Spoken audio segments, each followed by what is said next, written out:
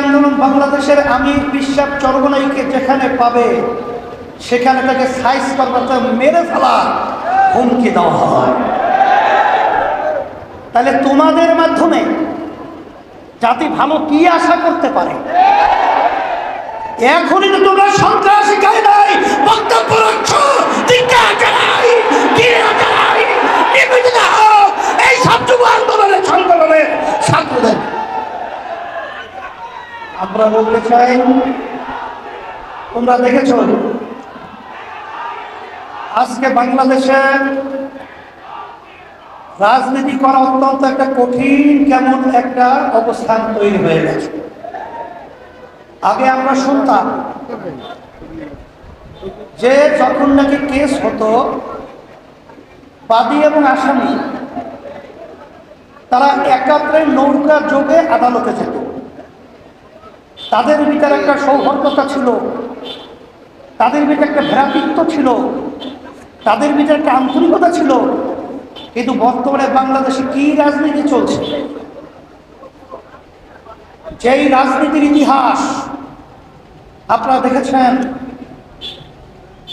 যে পীর সাহেব চরমনাইয়ের ব্যাপারে বলে কি বলে, পীর সাহেব চরমনাই মিথ্যা বলে, নেশা খায়, তার নাম হলো পীর সাহেব চরমনাই। নাউযুবিল্লাহ, ধিক্কার জানাই। নেশা কাকে বলে এটা বুঝতে হবে। নেশা বলা হয় যেটা সেবনের মাধ্যমে তার স্বাভাবিক অবস্থান থাকে না, তার ব্রেন বিকৃত ঘটায়। নেশাখোর বিশ্বাস চরমনাই তোদের বক্তব্যই প্রমাণ করেছ নেশাখোর তোমরা।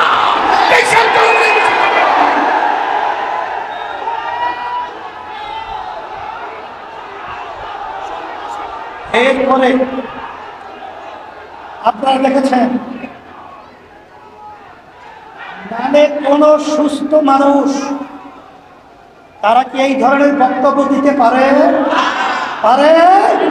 তাহলে বুঝে গেল ওদের মাথা বিকৃতি ঘটে গেছে। তাইলে প্রমাণিত হয়ে গেল যে তোরাই হলো প্রকৃতি নেশাখোর। এরপরে বক্তব্য রাখা হয় আমরা নাকি খয়রাত চাই, খয়রাত খাই। আমরা ছোটবেলায় শুনছিলাম যাদের আর্থিক সচ্ছলতা নাই তারা মানুষের কাছে পয়সা চায়, টাকা চায়। কিন্তু আল্লাহর রহমতে আপনাদের দোয়ায় বিশ্বাস চরমনাই ইসলামী আন্দোলন বাংলাদেশের আমি বর্তমানে দায়িত্ব পালন করছি। শুধু আমি নয়, আমার বাবা, আমার দাদা, আমার দাদার দাদা, তারাও কিন্তু আলহামদুলিল্লাহ অর্থনৈতিকভাবে আল্লাহ অনেক সচ্ছল রেখেছে। আমার আব্বা জান রাহমাতুল্লাহি আলাইহি তিনি কিন্তু প্রথম জীবনে যখন হজ করেছিলেন তখন তিনি নিজের ব্যবসার টাকা দিয়া, দাদাজান থাকা অবস্থায় বাপের টাকা নেয় নাই, তার নিজের ব্যবসার টাকা দিয়া তার উপর হজ খরচ হয়েছে। সেই টাকা দিয়ে তিনি হজ করেছেন। আর তোরা বলছো আমরা ভিক্ষা করি, ভিক্ষা নেই। আসলে প্রকৃত ভিক্ষুক তারা। আজকে বাংলাদেশ প্রমাণিত হয়ে গেছে। আজকে সর্বক্ষেত্রে তোরা চাঁদাবাজি করো, তোরা আজকে ভিক্ষুক হয়ে বাংলার জমিনে ইতিহাস প্রকাশ করেছে। এই হিসাবে আমি বলবো যে আমাদেরকে বলা হয় বিভিন্ন সময় আমরা নাকি মূর্খ। মূর্খর ব্যাখ্যা কোনটা আমি তো জানি না, কারণ আমি তো দস্তখত করতে জানি।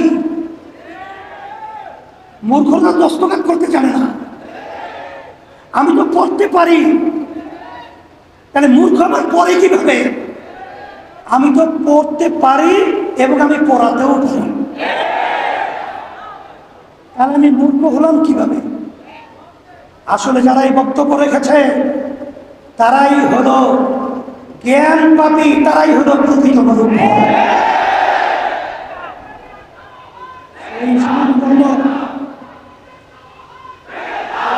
বাংলাদেশের মধ্যে সুষ্ঠু ধারা রাজনীতি করার মতো পরিবেশ কেমন জানি দিনের দিন নষ্ট হতে চলছে।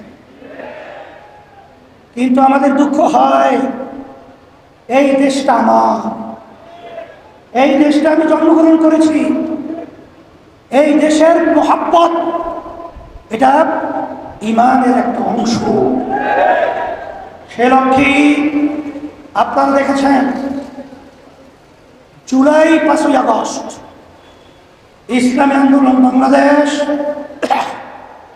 আমরা কিন্তু একমাত্র ইসলামের এই ব্যানার নিয়ে সর্বপ্রথম ন্যায়ের পক্ষে অন্যায়ের প্রতিবাদে আমরা এই বাইতুল মুকাররমের উত্তর গেটে প্রথম সমাবেশ মিটিং মিছিল করেছিলাম। আপনারা দেখেছেন 1987 সাল ইসলামী আন্দোলন বাংলাদেশ প্রতিষ্ঠিত হয়েছে।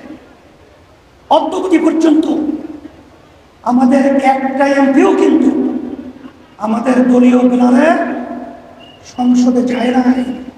এর অর্থ কি? আমরা তো দুর্বল না, কিন্তু আমরা চাঁদাবাজদের সহযোগী হই না, খুনিদের সহযোগিতা হই নাই, দেশের টাকা বিদেশে পাচারকারীদের সহযোগী ক্ষমতায় যাওয়া সেরই আমরা হই না।